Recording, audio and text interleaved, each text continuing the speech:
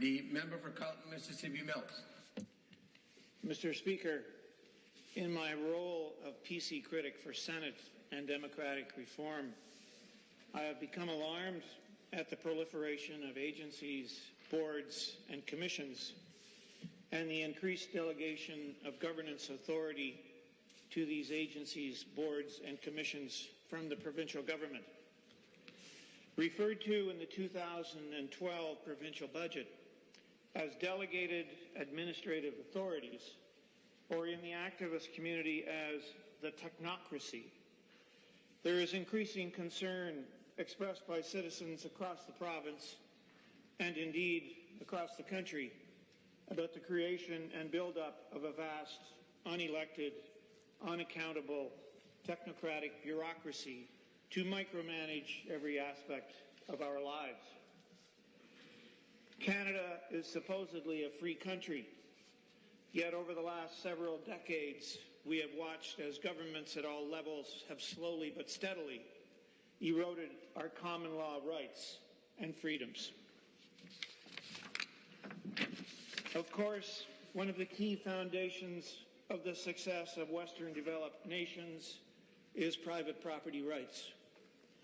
The ability to buy and use land is what lures immigrants from around the world to settle here.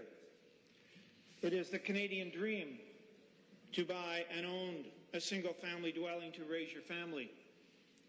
Yet since the 1970s, social engineers have seized the planning process and used it to control and restrict land use, and availability.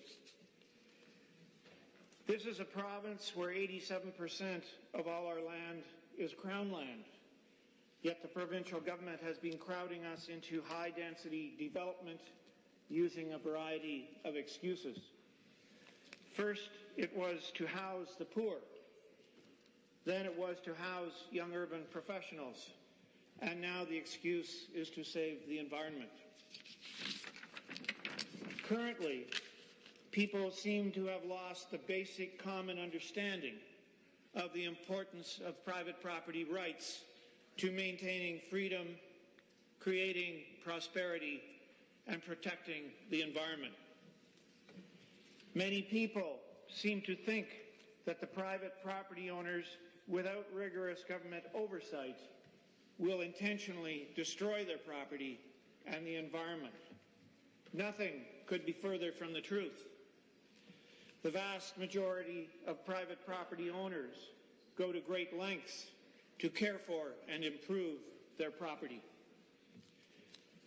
That is what Bob Mackey did. He invested in his property to enhance the environment and his customers' experience. For that high crime, he was persecuted through the courts for 7 long years, a persecution that eventually cost his life. So today, not only do I advocate for the repeal of the Niagara Escarpment Planning and Development Act, but also for authority delegated to agencies, boards, and commissions to be repatriated back to the provincial government so that elected representatives can be held accountable for their decisions. It is unconscionable for elected representatives to wash their hands of the actual job of governing.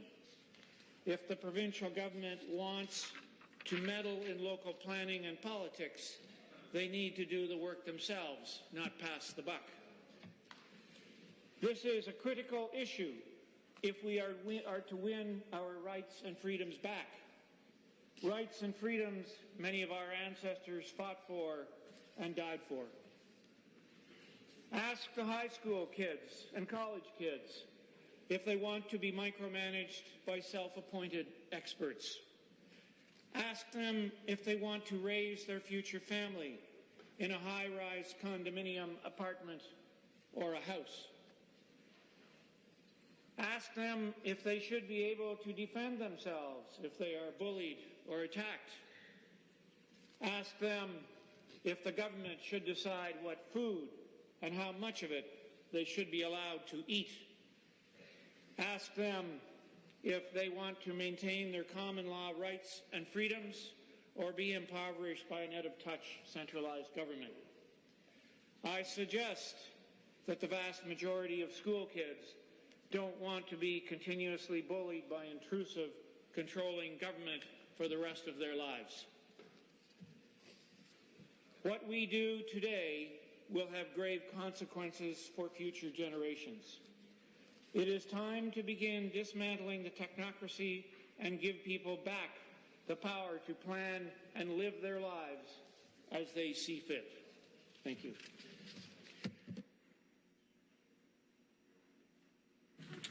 Thank you. I now further debate. I'd like to stand on point of order, Mr. Speaker. Just want to say very quick welcome to they're just leaving the Chivota Torah Day School. Thank you.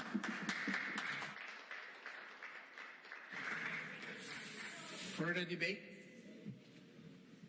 Last call for further debate? Then I recognize the member for Carleton, Mississippi Mills. You have 2 minutes for response. Thank you, Mr. Speaker. I'd like to thank the members who have contributed to the debate today, from St. Catharines, Windsor-Tecumseh, Niagara Falls, Burlington, and Dufferin-Caledon. The Bob Mackey Act will repeal the Niagara Escarpment Planning and Development Act. This is a significant change. It is the right thing to do. We will be restoring private property rights, rights Bob Mackey was denied. I ask each member of this House, this special democratic place, where we have the privilege and responsibility of making decisions that govern the people of Ontario, to think carefully about the decision you are about to make, to think as an individual member and set party interest aside for a moment, to think about the importance and even the sanctity of that special place that is most important to each of us, and that is home. That is the special place where we live with our families, our loved ones. That is the special place where we go each night to rest and enjoy our families. That is a special place where we like to think we have rights, more rights than anyone else, because it is our home. And think how that special right and that special place called home needs to be protected. As individual elected representatives, we, each of us, on our own, have great power. Each man and woman has the absolute power of being a majority of one. I ask that each of you exercise your power as a majority of one. Thank you.